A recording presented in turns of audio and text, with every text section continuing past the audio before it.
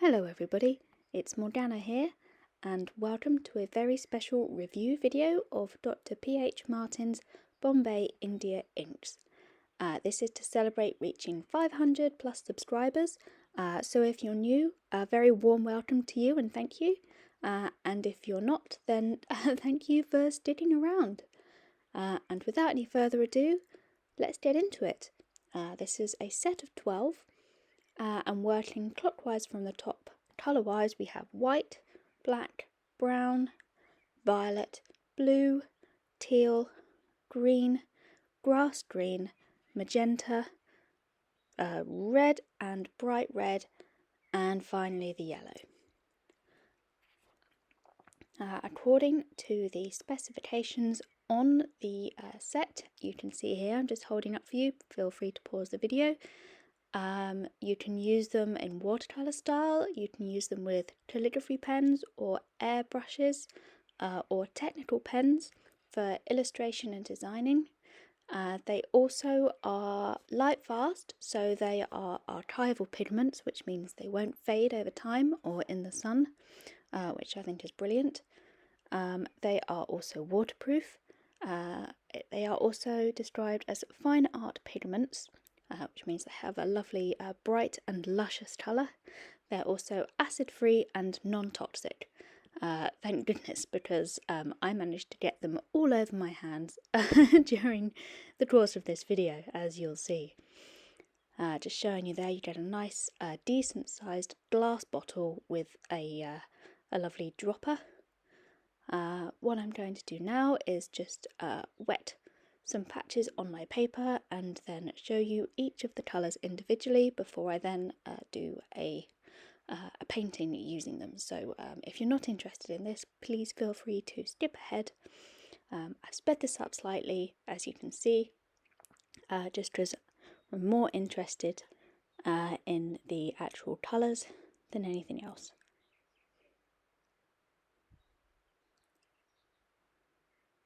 Here we are, just going clockwise from the top, starting with the black, moving on to the brown, and then working my way around the clock.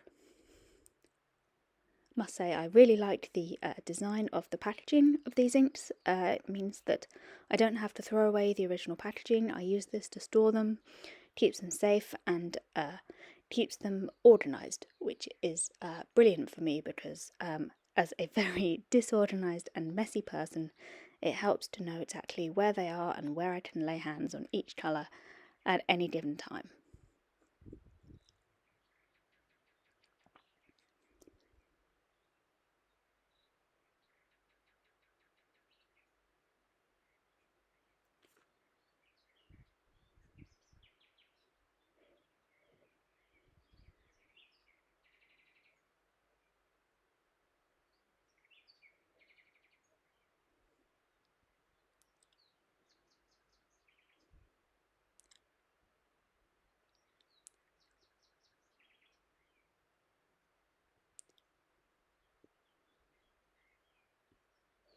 So working from the top, we have the black, brown, violet, blue, teal, green, grass green, magenta, red, bright red, yellow, and then finally the white, which you can't really see obviously here because I'm doing it on white paper, but it is, you can see here, just putting a little drop into the black there to show you that it is an opaque white, so it does show up.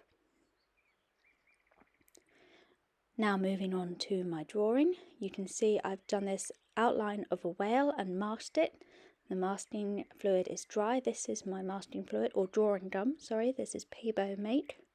You can buy this online from most art retailers. And for this experiment, I'm using a few inks I've pulled out. It's the white, the violet, the blue, and the teal here that I will be using. You can also see that I've pulled out the green, but I will not in fact use it for this painting.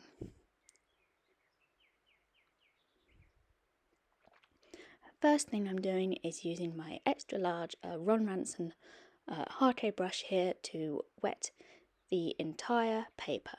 I'm using Saunders Waterford paper here, cold pressed. It's 140 pound weight, so hopefully it won't buckle too much. And I just want to get the entire paper nice and wet because I want to do a lovely sea blue background for this lovely whale friend.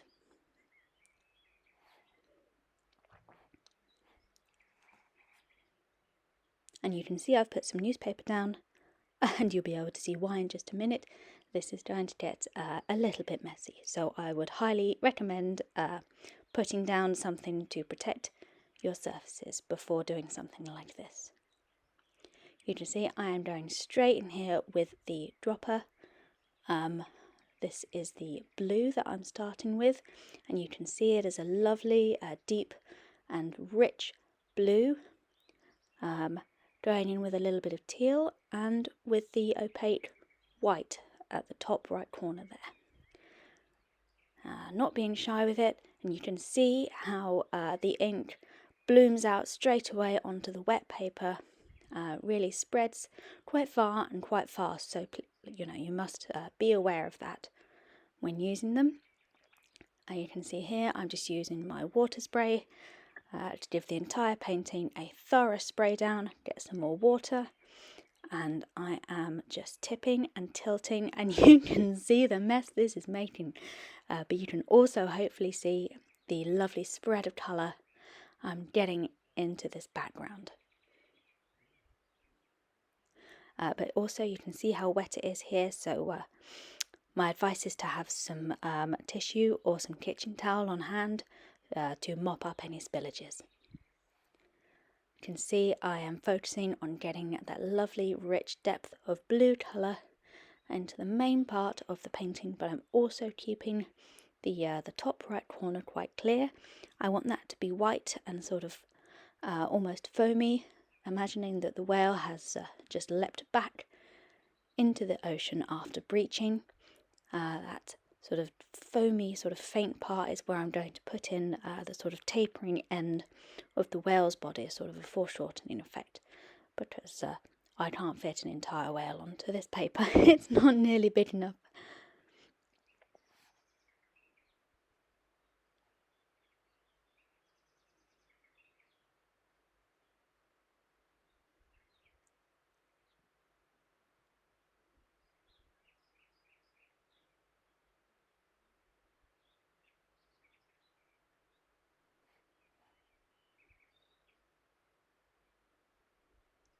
You can see as well that some of the ink and water is gathering where I've put the masking fluid. It doesn't matter too much, those streaks over the masked out whale will easily disappear once it's dry. But you can see there I was tipping and tilting it to get rid of the lines around the whale. I didn't want any sort of hard outlines. I wanted this nice diffused colour that we have achieved here. And now I'm going in again with the white, and I'm just using a flat brush here, but you can use any brush that you have, and I'm adding in some spattering to give the lovely effect, that sort of sea splash effect. As you can see, the effect is starting to appear, but it is quite slow and it needs quite a lot to build up, or at least for me, to build up the level of detail that I wanted. You can see because the paper here is still very wet, the white spots are diffusing beautifully into the blue, they're not sitting on top. I think it's a really lovely and natural effect. I did a lot more than I'm showing you here because it's also a very messy effect, and I was very worried about splashing my camera. So you can see here I've focused the main parts of the splashes around where the foreshortened whale body is going to be. You can see my hands and fingers, how splashed they got. I was worried about splashing the camera, which is why I removed it to finish off that part of the painting. You can see I focused some of the splashes around the fins and around his little nose as well, I suppose. Would you call it a nose? Sort of tip of his snout. So now the ink is all dry. I'm going in here with a mop brush to just start putting in some detail. This is a synthetic mop brush. I will put the details of it in the description below the video if anybody's interested in the specific size or make. I'm using the inks again just like they were watercolour. What I've done here is I've used the blue and the violet, and I've mixed them on a palette with a little bit of water to take them down a little bit, because the colours are very intense when you use them straight from the tube / bottle. And I'm just sweeping down this lovely violety blue colour into the belly of the whale, so to speak. And you can see here that it is workable like watercolour. If you are quick, you can add in water, pull the colour out and diffuse it. These are quicker drying than watercolour, I found, and also, of course, once they dry, they are permanent.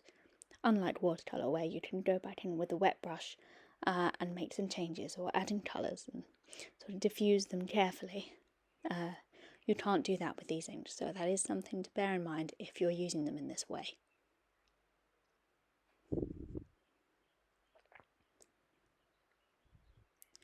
Going back to the review part of this video briefly, I am very impressed with how well these inks worked in a watercolour style. I was so impressed with the brightness and the beauty of the pigments. You can see, unfortunately, here my shadow across the painting, because sadly the light died and I'm forced to use electric light to finish this painting, which does rather fade the colours and of course throws a shadow across. So I'm really sorry about that.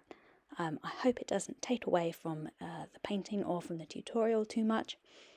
If you'd like to very quickly see what the true colours look like, skip to the end of the tutorial. I did another quick video the next day when the light was better. The last sort of zoom in, so to speak, will show you what the true colours are like, and they are beautiful.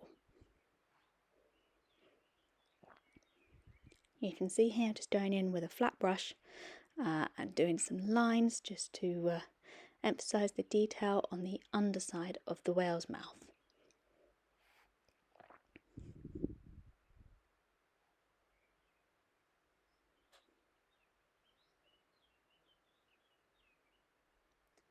And as the paint is still wet here, I'm able to just sort of pull it about a little bit and make some adjustments. Sorry, ink, not paint. Must get used to saying that.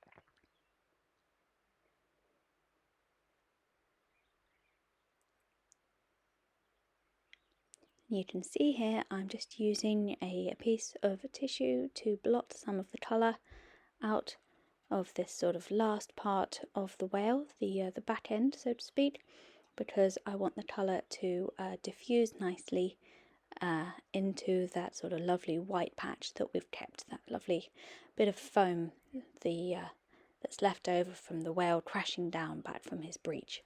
So you can see I'm just using a couple of different colours. I'm using the blue and the indigo and the tissue again to just really get that nice soft diffused edge blended in.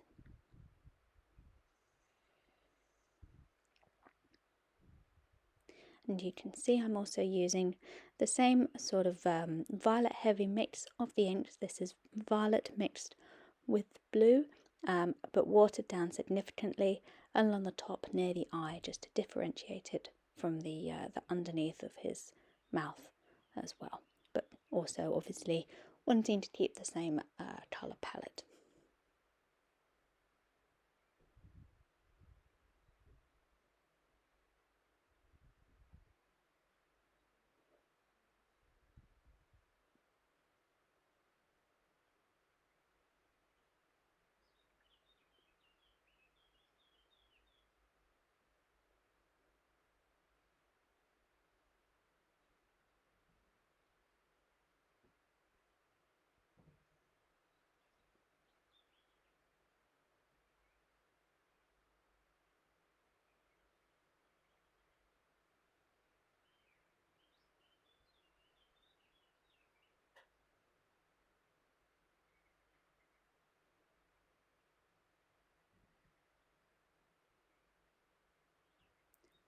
And there we go, you can see very faintly there, just putting in that sweep.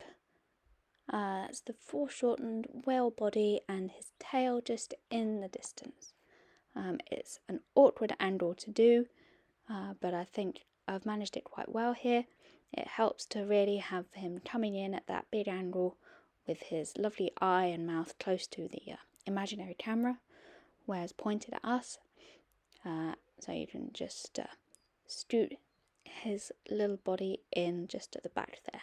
All you need is a nice curve upwards and a little semicircle to denote part of the tail. The fluke, I believe it's called on a whale, that lovely when they lift their tails up when they dive. This, of course, the eagle-eyed among you will have spotted this is a humpback whale that I'm drawing today. I love all whales, but humpbacks are my favourite. Blue whales too are a very close contender, but for my first whale on this channel, I decided it had to be the humpback. I love their grace, I love their size, and I love how calm and majestic they are, but I also love how they heave themselves out of the water and breach wildly sometimes, which is what I imagine this one has just done.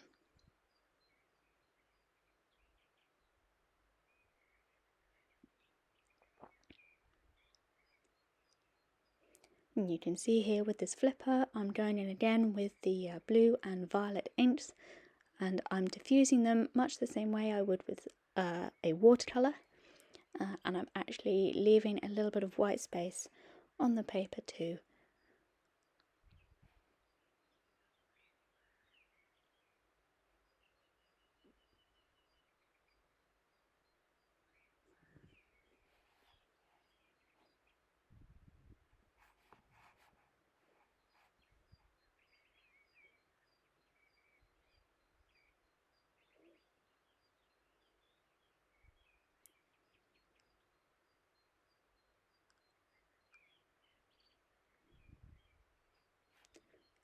As you can see, you can blend these inks just like watercolour. Here I am blending some violet into my mix, taking the violet straight from the from the dropper, so to speak.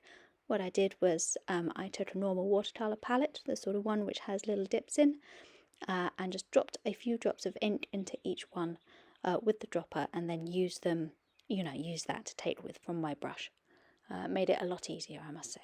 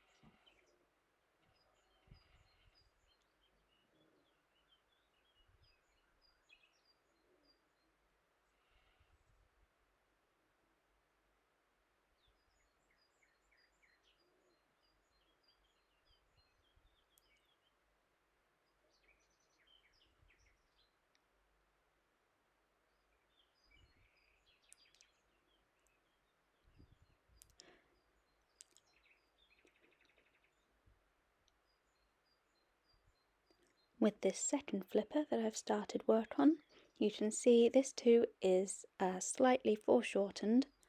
The edge of the flipper is turned towards us, so I'm trying to leave sort of a paler edge to this left side of the flipper, and putting the darker colours on the right.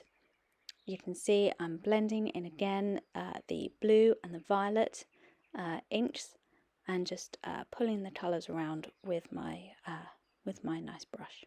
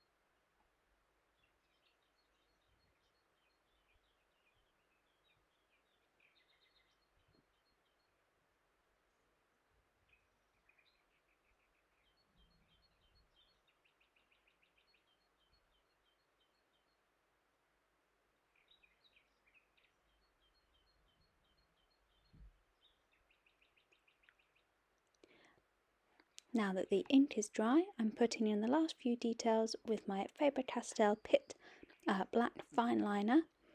I'll put the full details in the video description below. And you can see I've just done his eye, just a little sort of oval shape with a little bit of white space left to give him that sweet sort of benevolent expression that these whales so often seem to have. I'm now going to go around and just add in a few extra details around the eye, around his mouth, and his fins. This is just the last sort of finishing touches that I'm adding here. I apologise again for the change in lighting. This is using the electric light that's on my phone, which I'm using to record this. It makes everything look a little bit sort of washed out and yellow. Like I said, in a moment at the end of the video, I'll show you the painting in its true colours, and I hope you'll be just as impressed as I am with the lovely rich blue tones of these P.H. Martin's inks.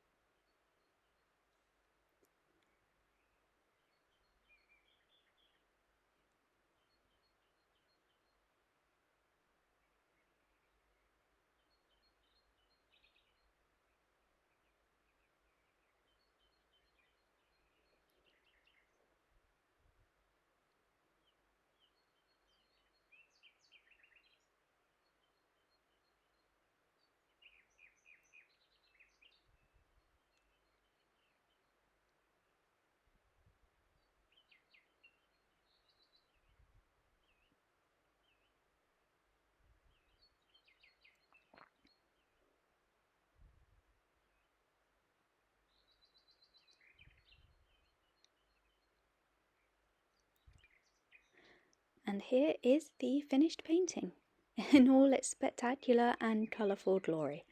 You can see the difference that daylight makes. I filmed this in morning light, and you can see the true richness of these lovely blues and purples of these gorgeous Dr. P.H. Martin's Bombay India inks.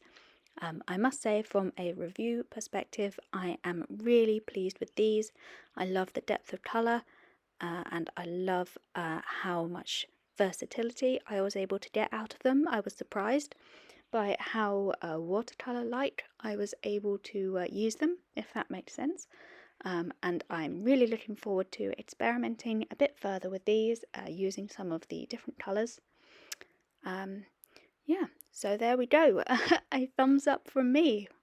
Thank you for watching. Please leave a like if you enjoyed this review, and if you loved my happy whale painting. Please feel free to leave a comment below if you have any thoughts on these inks yourself. And as always, thank you so much for watching. Thank you for subscribing to those lovely 500 people who've stuck with my channel so far. And happy creating. I will see you in the next video, I hope. Goodbye.